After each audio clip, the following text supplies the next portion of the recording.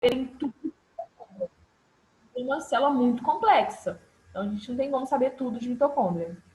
E nem das outras células também, tá bom? Então, deixa eu colocar aqui. Fechar o vídeo aqui, porque ajuda a internet não cair. Eu estou na casa da minha mãe e a internet é muito ruim aqui. Vocês estão vendo direitinho, né, o slide.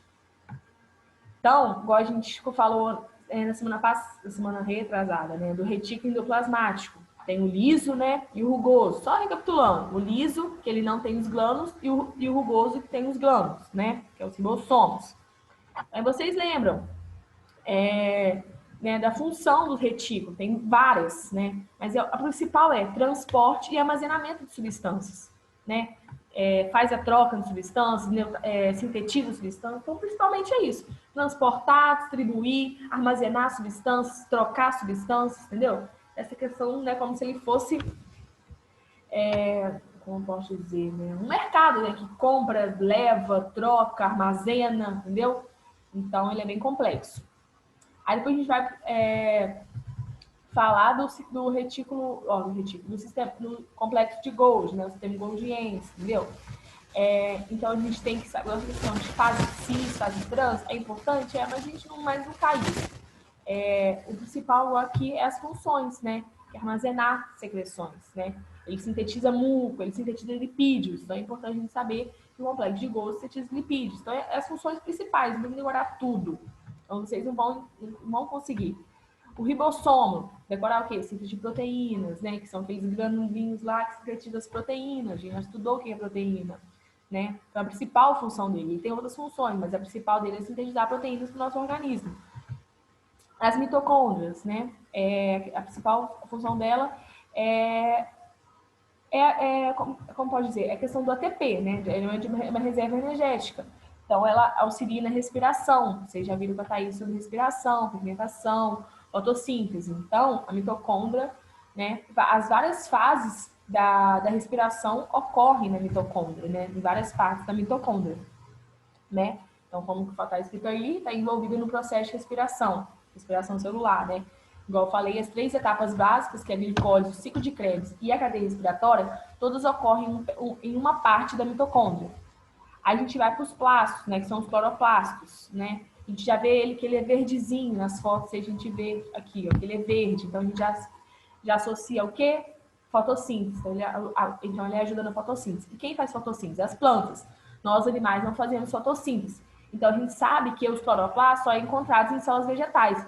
Outra coisa importante, os exercícios eu mandei para vocês têm que ver lá. Cloroplasto tem célula animal? Não, cloroplasto só tem célula vegetal. Isso é importante também vocês saberem em quais células tem cada organela. Não adianta vocês saberem que o cloroplasto serve para fotossíntese e colocar na hora da prova que uma célula animal tem cloroplasto, né?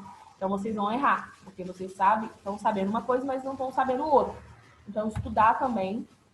Eu passei um exercício, vocês vão ver, eu tenho um quadrinho falando quais organelas, quais células, né, se é célula de eucariontes, animal, vegetal ou procarionte, que tem cada tipo de organela. Mitocôndria, tem todas, né? Então é assim vai. E hoje a gente vai começar falando dos lisossomos, né? A gente falou semana passada até cloroplastos, então hoje já fala dos lisossomos. O que são os lisossomos? Eles são pequenas vesículas, né? Como se fossem umas bolsinhas, delimitadas por uma membrana lipoproteica, ou seja, de lipídio e proteína, né? E eles são utilizados lá no sistema de Golgi, lá no complexo de Golgi. Então, para vocês verem que uma organela está bem associada à outra, o complexo de Golgi que origina esses lisossomos, né?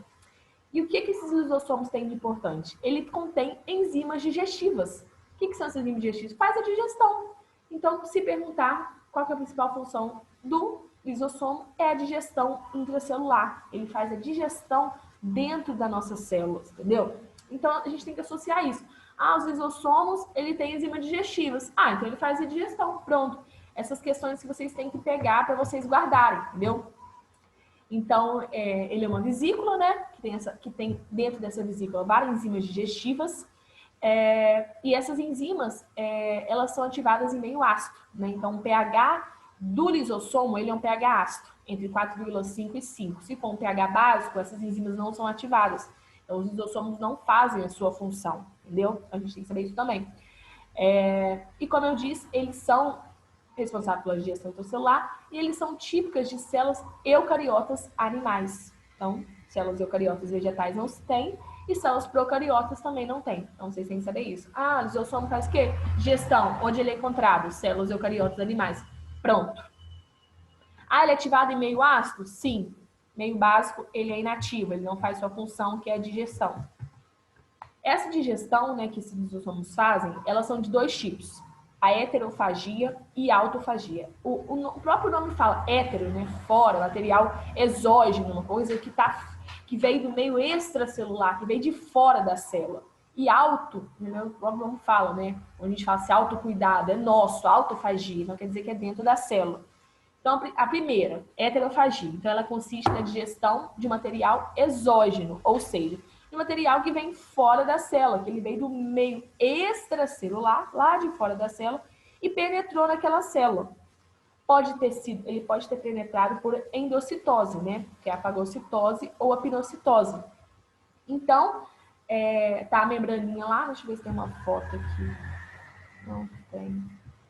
Mas para tentar ilustrar, né, essa questão de, por exemplo, a célula está lá fechada com sua membrana, aí vem, né, algum material de fora e entra dentro dessa célula. Ele pode entrar, como eu disse, por fagocitose, né, a célula vai fagocitar esse material, ou por pinocitose, né. Então, esse material entrou dentro do lisossomo e o lisossomo vai fazer a digestão, né, de material que veio de fora, né. E na autofagia depois eu vou mostrar para vocês ali na foto, ela é a digestão, como eu disse, de material dentro da célula, né? Então já tem, por exemplo, uma célula está morta, por exemplo, a mitocôndria, por exemplo, ela ficou inativa, né? Ficou morta e tal, e aí o lisossomo vai digerir ela já não tem mais função, né? Então ela vai ser digerida. Então isso é autofagia, quer dizer que é uma coisa dentro da célula, né? A mitocôndria ela já está dentro, a gente sabe que está dentro da célula, assim como as outras organelas. Então quando a digestão ocorre de algum material vindo dentro da célula, ela é autofagia. Se o material veio de fora, é heterofagia. Isso é importante saber também, que são os dois tipos de digestão que o lisossomo faz, né? Vou aqui, só para mostrar para vocês também. O lisossomo também, ele faz autólise, ou seja, a própria digestão dele, né? Por exemplo, tem um lisossomo lá, que aquelas enzimas lá já não estão servindo mais, né? Já tá degradado, já tá ruim, né? Já tá velha, e ele auto se digere. Então, ele pode fazer 3 tipos de digestão, na verdade. A heterofagia, né, que é pegar o material de fora, a autofagia, que é pegar o material de dentro, e a autólise, que é a destruição dele mesmo. É lisossomo destruindo lisossomos. É lisossomo destruindo lisossomos que não estão sendo usados. Então, aí na foto a gente pode ver. O número 1 é um fagossomo ou um pinossomo, né, que é proveniente de uma heterofagia, né? Então, é um material que veio de fora da célula. Então, ele está vindo lá. O número 2 é um lisossomo, o próprio lisossomo, que não vai fazer, não vai ser, que já está velho, né? Precisa de ser jogado fora, precisa de ser digerido. E a 3 ali, ó, a fotinha, você dá para ver, é uma mitocôndria, né? Perdão, mitocôndria não. Um cloroplasto, né? Que é verdinho. É uma organela nativa. Esse cloroplasto, por algum motivo, ele tá, como pode dizer, ele tá, como pode dizer? Ele tá inativo, ele não tá sendo usado e tal, então ele precisa ser digerido, né? Gente, é mitocôndria mesmo, tá? Porque, como eu disse, os lisossomos só são encontrados em células eucariotas animais. E os cloroplastos, como eu próprio já disse, são encontrados em células vegetais. Então não tem como essa aí ser um cloroplasto. Como que o lisossomo vai digerir uma coisa de uma célula vegetal. Então isso é uma mitocôndria mesmo. O desenho está pequeno aqui. Mas então, o primeiro é uma heterofagia, número 1. O segundo seria uma autólise, né, que é o lisossomo sendo digerido por lisossomos, e o terceiro seria uma autofagia, né, que é uma célula, uma organela inativa, né, que está dentro da célula, sendo digerida. Então, aí, né, em forma complexa, vocês estão vendo aí, né, o lisossomo digere, forma os vacúolos e ele sai, a célula se rompe, tá vendo? Teve rompeu a membrana da célula aí e saiu peraí, tá? Um bate-papo, deixa eu tentar ver. E saiu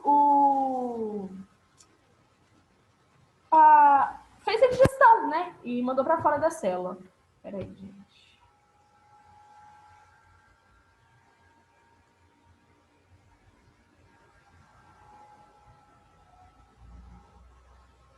Não sei por que o meu bate-papo. Deixa eu tentar tirar aqui. Peraí.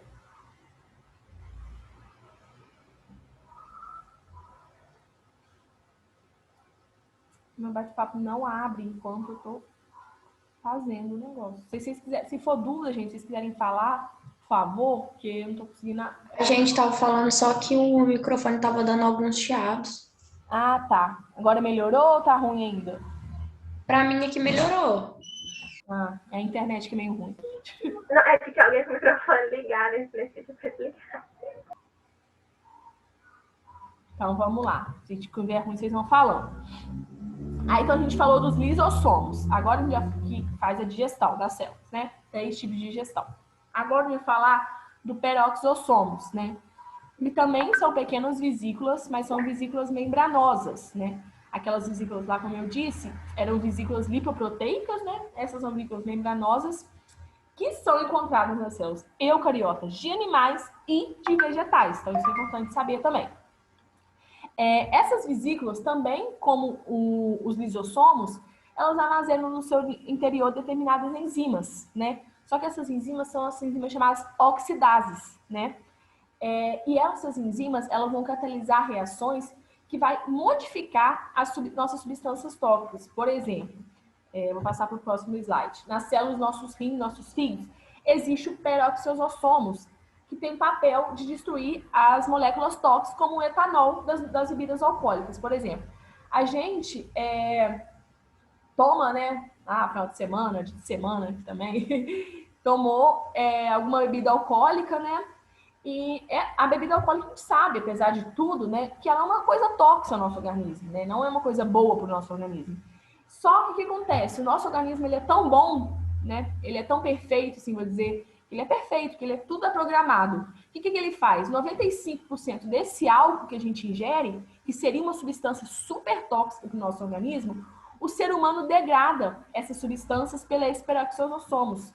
Então, ela é degradada e ela não faz tanto mal ao nosso organismo, né? O restante, igual eu falei, 25%, é degradada pelo peroxisossomos. E o resto, né, que é o 75%, é degradado pelo retículo endoplasmático não granuloso, né, que a gente já viu lá no início, que é o retículo que não tem os glândulos. Então, qual que é a importância dessas células? Ela evita que substâncias tóxicas afetem o nosso organismo, né? Ela pega, por exemplo, o álcool, que é uma substância tóxica, e degrada ele. Ela faz que essas substâncias se tornem menos agressivas ao nosso organismo, que elas se tornem inofensivas. Como, por exemplo, um veneno, né? A gente toma algum veneno e o próprio organismo, ele tenta, claro, né, que ele não tem totalmente vai cortar o efeito do veneno, mas o próprio organismo, através dessas enzimas, né, das oxidases, ele tenta fazer reações, catalisar reações, para que essas substâncias tóxicas, elas se tornem inofensivas para a gente, se tornem inofensivas para nossas células, né? Igual eu coloquei aí, tem um tipo particular de peroxisossomos, que é o glioxissomos, né? Que ela é encontrada em células vegetais de sementes oleaginosas, por exemplo, no algodão, amendoim, girassol e tal. E o que ele faz? Ele transforma, né, o lipídio, né, que está armazenado como reserva de energia, né, em açúcar. Então, ele pega aquele lipídio, né, que é aquela gordura, né, aquela reserva ali, e transforma ele em açúcar, e a célula usa esse açúcar para as suas atividades, né, fonte energética, né, glicose a gente sabe que é fonte de energia, de ATP, né, então assim, a gente vê que tudo é perfeito. Então, qual que é a principal função da peroxisossomos? Como que eu posso dizer? Falando assim, para vocês lembrarem, igual, lisossomo, digestão, através de enzimas também, né? Enzimas digestivas. Esse daqui, Ele também tem enzimas digestivas, né? Também são vesículas com enzimas digestivas, não, perdão, com enzimas. E a enzima que ele tem é a oxidase, que ela modifica a substância tóxica, tornando ela mais inofensiva para as células. Entendeu? Então, aqui para vocês verem também como que é muito perfeito, que, por exemplo, quando o nosso organismo pega o álcool, né? O álcool etílico, por exemplo, ou outra molécula tóxica que seja, né? Veneno, outra molécula tóxica para o nosso organismo. E ele vai degradar essa molécula, né? Para tentar fazer ela não afetar nosso organismo, tentar deixá-la menos inofensiva, ocorre o quê? Ocorre que tem a produção de água oxigenada. Então, o nosso organismo, quando faz essa reação, produz água oxigenada. E a água oxigenada também é uma substância tóxica para o nosso organismo. Inclusive, a água oxigenada ela tem ação mutagênica, né? Ou seja, de mutação, ela gera mutação. Mas o organismo não ia fazer isso com a gente. Ele não ia pegar o álcool, quebrar o álcool, deixar o álcool inofensivo e liberar a água oxigenada, que também ia ser inofensiva. O que ele faz? Ele tem uma enzima chamada catalase, que rapidamente transforma essa água oxigenada em água e oxigênio. Então, para vocês verem que é muito perfeito. Ele pegou o álcool, tentou fazer ele ser ficar menos inofensivo. E aí, infelizmente, né, porque nem tudo é perfeito, ele liberou água oxigenada. Mas o que ele fez? Ele falou, não, eu vou produzir uma enzima que chama catalase, e essa enzima ela vai pegar essa água oxigenada, né, que foi né, na hora da reação liberou essa água oxigenada, né, foi uma formação lá. E vou transformar ela em água e oxigênio. A água e oxigênio não vai fazer mal nenhum para nossas células, pelo contrário. Então, para vocês verem, né, como que é muito importante estudar isso. Essas coisas são muito importantes. Vamos lá. Agora, os vacúolos. Os vacúolos, eles são vesículas também membranosas e eles têm vários tamanhos, né? E eles também têm, e por terem vários tamanhos e diferentes funções, eles têm 3 tipos. Tem os vacúolos, que são relacionados com o processo de digestão intracelular, então o próprio nome já fala, né? Eles fazem a digestão intracelular, né? Que é os vacúolos alimentares, né? E os vacúolos digestivos, os vacúolos autofágicos e os vacúolos residuais, que nada mais vacúolos também responsáveis pelo processo de digestão, né? Eles ajudam os lisossomos na parte da digestão, né? Então, são os vacúolos relacionados ao processo de digestão. Depois, a gente tem os vacúolos contráteis ou pulsáteis, né? Que ele aparece apenas em seres unicelulares, né? Que é os seres dulcícolas, que não tem a parede celular, né? E a gente viu a importância da parede celular, né? Ela dá rigidez, ela dá forma à célula, ela protege a célula, né? De impactos, de várias coisas, né? Então, esses vacúolos, eles estão nessas células que não têm essa parede celular, né? E ele permite, né? Ele tem a finalidade de bombear, né, água para o meio extracelular, né? Impedindo que a célula estoure devido ao excesso de água no seu interior. Então, esses vacúolos, ele não deixa que a célula fique cheia de água. Então, como o próprio nome diz, ele contrai, né? Ele é pulsátil, né? Ele contrai e libera essa água dessa célula. E tem os vacúolos de suco celular, ou os vacúolos vegetais, que são encontrados apenas em células eucariotas vegetais. Então, a gente tem que saber. Os vacúolos relacionados ao processo de digestão, onde eles são encontrados? Os contráteis, eles são apenas em células unicelulares que não têm parede celular. Já os vacúolos de suco celular, eles são encontrados em células eucariotas vegetais, apenas, né? Ele tem uma membrana lipoproteica, né, que é o tonoplasto, isso eu já vi em questões, né? E ele tem, dentro desse vacúolo dele, dessa bolsa, né? O vacúolo é uma bolsa. Ele tem uma solução aquosa lá, que muitas vezes está dissolvida em açúcar, sais minerais e pigmentos, né? Então, a função dele é essa, de armazenar essa solução aquosa com açúcar, sais minerais e pigmentos. Então, são 3 tipos de vacúolos. Esses vacúolos, né, de suco celular, que são os mais importantes, mais conhecidos, nas células vegetais mais jovens, eles são pequenos, né, são vários vacúolos, né, eles são numerosos, mas eles são pequenininhos, então são vários vacúolos pequenininhos. À medida que a célula vai se desenvolvendo, esses vacúolos vão se difundindo um com o outro, né, então esses vários vacúolos pequenininhos vão se difundindo, um vai se difundindo com o outro e formam os vacúolos maiores, né? Então vai pegando um pequenininho, mais um, e vai se juntando. Essa foto aí vocês podem ver, né, o vacúolo. Ele é verde, né, também, principalmente por ser encontrado de célula vegetal, então a cor já ajuda um pouco, né, e ele, tipo assim, ele tem uma coloração também, verde não, primária, quer dizer, porque a célula aí é uma célula vegetal, por isso que ela tá verde, perdão.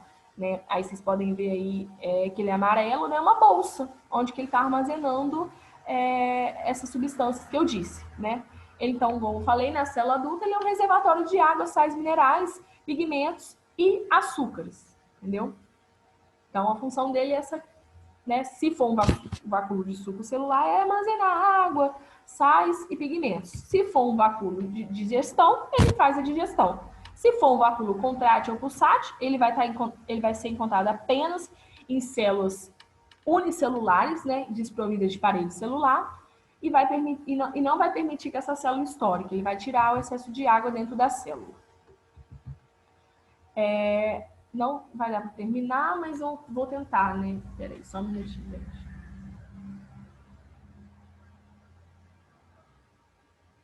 Essa aula vai até 8h20, né? Acho que vai dar tempo.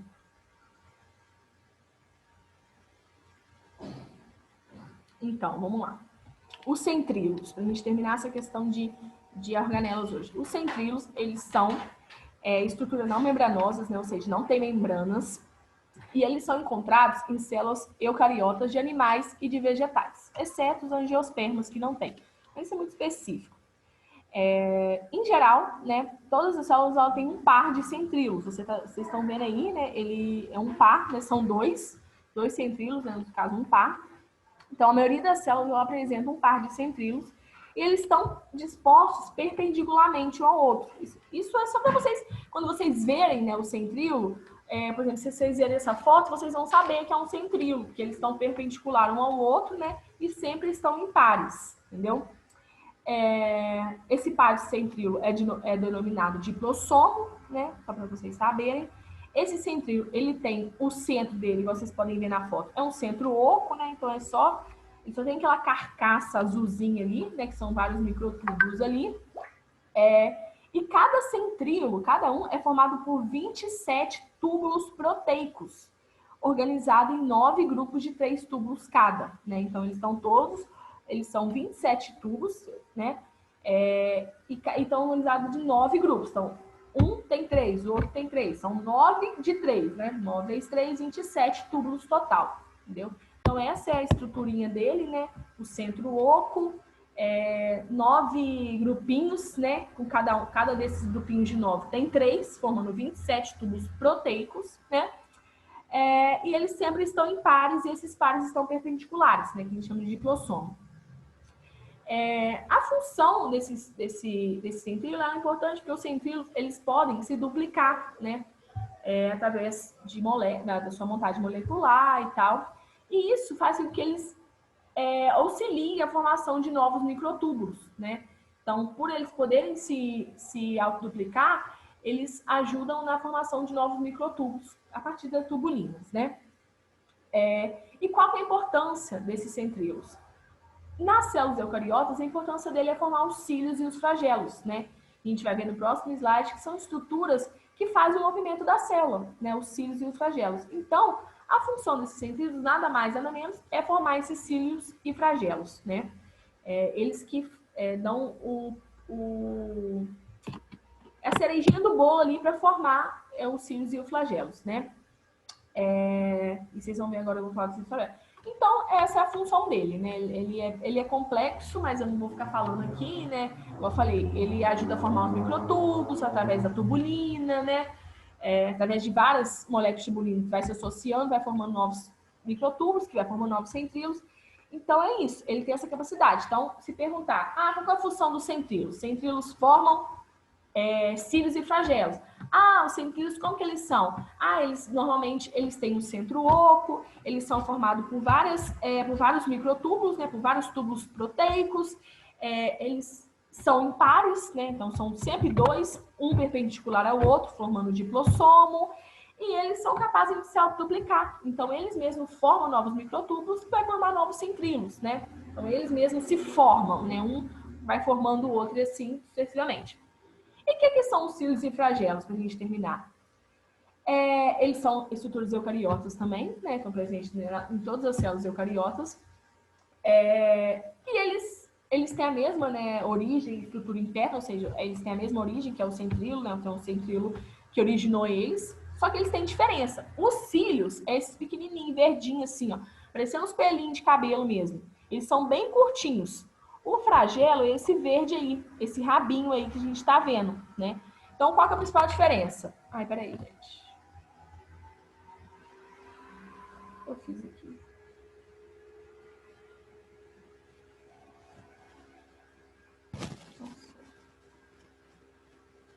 Vocês estão vendo, me ouvindo? Tá tudo certo, gente? Sim, tá tudo certo.